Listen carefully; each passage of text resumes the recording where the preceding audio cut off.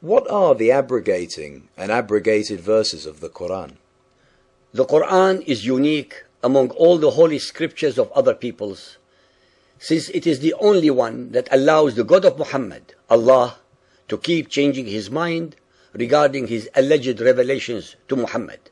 Sorry to interrupt. Do you mean that Allah revealed something to Muhammad and later on he changed the revelation? How is it conceivable for any God, any omniscient God, not to know beforehand everything? You're right. As shocking a realization as this is, the fact is nonetheless that Muhammad's Quran contains abrogated and abrogating verses in 71 surahs out of 114, comprising 62.28% of all the surahs of the Quran that have had verses changed, overruled, or deleted.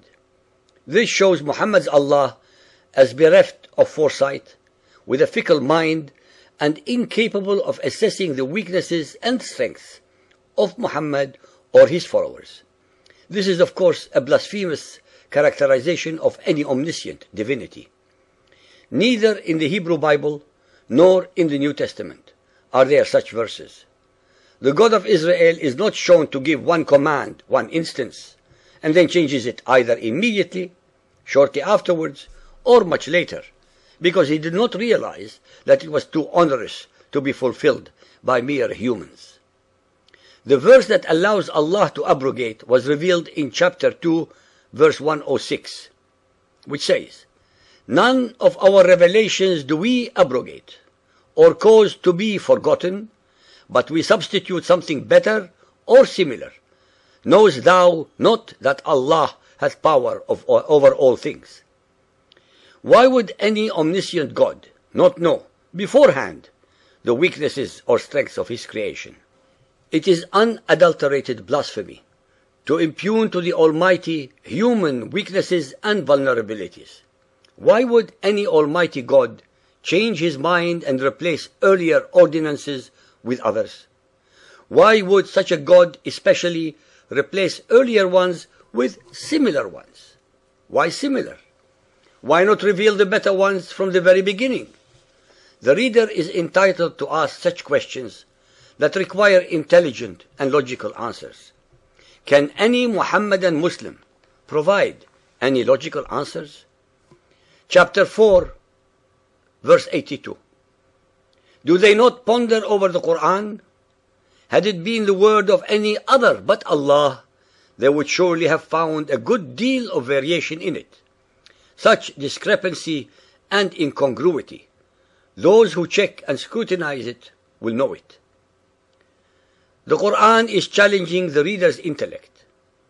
The answers to the challenge are incredibly provided by the Quran and Hadiths themselves, which are an enormous deal of variations is exactly what is found in the Quranic verses. There is also, of course, the issue of the satanic verses, which were repeated by Muhammad, who did not recognize them as coming from Satan.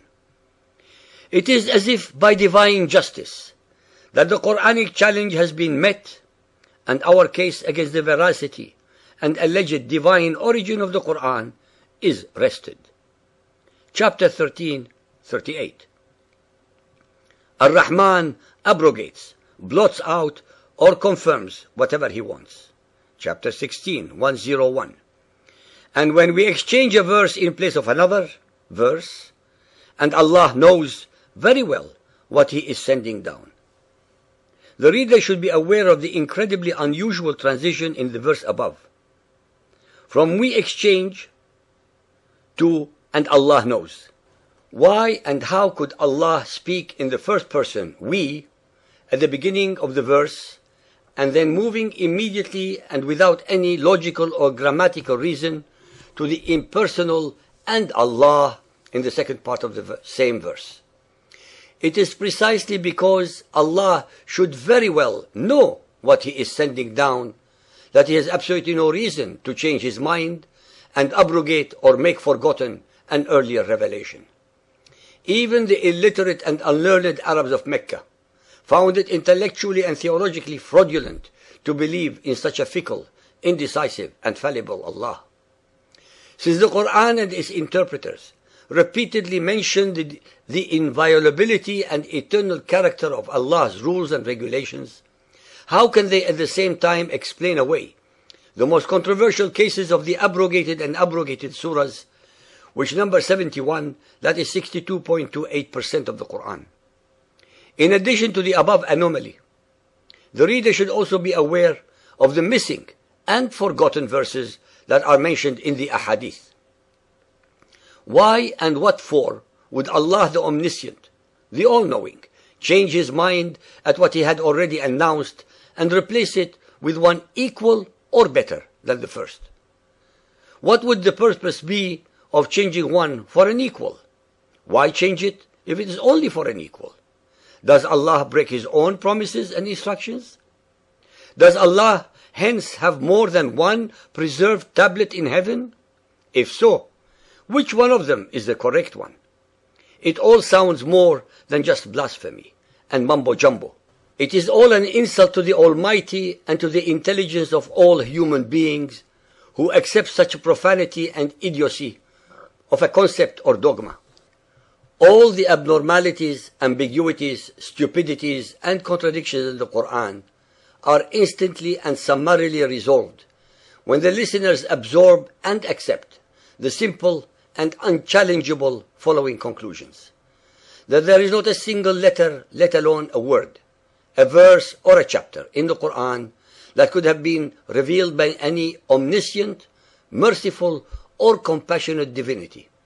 Because in reality, every letter, word, verse, and chapter in the Quran is the product of Muhammad's imagination, his own personal alter ego, cleverly projected into the unsuspecting mouth of Allah, the supreme pagan rock god of Mecca, embedded into the corner wall of the Kaaba called the Black Stone.